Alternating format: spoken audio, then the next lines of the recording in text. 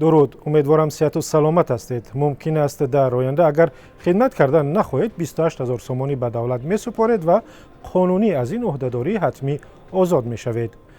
مقامات میگویند که حالا دقیق نیست قیمت خدمت نکردن چقدر می شود، ولی در بعضی دانشگاه ها بعد دانشجویان تاجیک گفتند اگر ختم کردند 28000 سومانی سپارند صاحب بلیط حربی می شوند و می توانند خدمت نروند. در تاجیکستان چند پیش قانون قبول شد که به شما حق می دهد به بودجه دولت پول سپارید به ارتش نروید. بحثی زیاد در همین باره در وبسایت رادیو آزادی و شبکه‌های اجتماعی ادامه دارد و حالا می بینیم که مردم اینجا و آنجا و در این باره چی میگویند. کاربری با نام امین در وبسایت ما گفته است قیمت احتمالی که برای آزادی از عهدهداری حتمی خدمت در ارتش تعیین کردن بسیار بلند است و راه است برای فرار کردن بچه‌های ثروتمندان از خدمت در صف نیروهای مسلح تاجیکستان. او چنین نوشته است: اینها یک نرخ مانده‌اند که کمبیزات یک بار قشاق می شود. برای خودشان 28-30 سومانی پول به حساب نمی رود. کمبیزات این پول را ندارد، مجبور می رود. قانون باید برای همه یک باشد، لیکن این بایها فرزندان خود را از خدمت می گریزانند، حالا آنکه لاف وطن دوستی می زنند.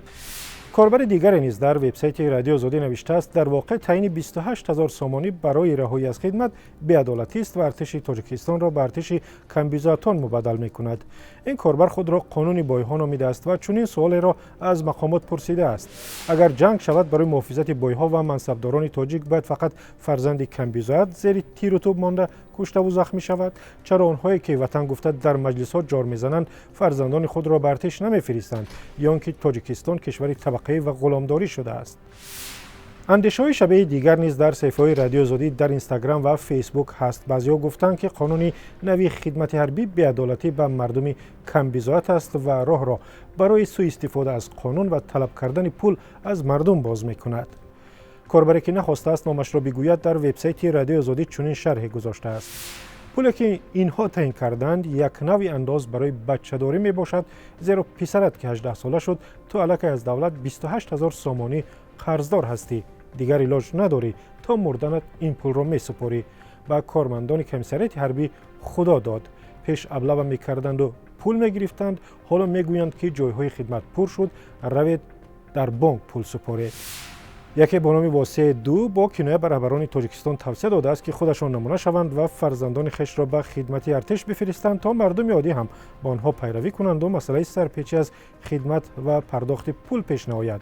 شرحش چنین است: اگر من پرزیدنت شوم اول فرزند خودم را و فرزندان دامادان منصبداران را به خدمت 2 ساله در مرز خیتای و افغانستان روان میکنم. بگذار در دشت جم و مرغاب خدمت کرده به قدری وطن برسند.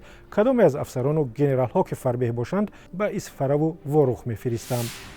تعدادی از کاربران در وبسایت رادیو آزادی و صفحه‌های ما در اینستاگرام و فیسبوک نوشتند که در واقع عین قانون در کشورهای دیگر نیز هست که پول معین شما میسپارید و از خدمت حربی آزاد میشوید. اما 28000 سومانی که اگر تعیین شده باشد به گفته کاربران پول زیادی است که اکثریت نمیتوانند در تاجیکستان آن را بپردازند. شرح کاربر با نام کریم را میخوانیم که در وبسایت ما گذاشته است: این مبلغ قریب 3000 دلار می شود. در کشور همسایه ازبکستان که همین خیل قاعده است قیمت رهایی از عهدهداری حتمی حربی قریب 600 دلار است، حالا آنکه مزد میانه آنها از تاجیکستان خیلی زیاد است. کن انصاف. راستی به انصافی است یا کاری درست است؟ شما هم نویسید یا بگویید و در ویدیو ثبت کنید و به همین شماره که میبینید بفرستید. واتساپ، تلگرام، ایمو و وایبر دارد. توسط وبسایت ما هم امکان فرستادن و تماشای ویدیوها را دارید. آزادی آنلاین به پایان رسید. من طاهری سفر هستم و اینجا رادیو آزادی است.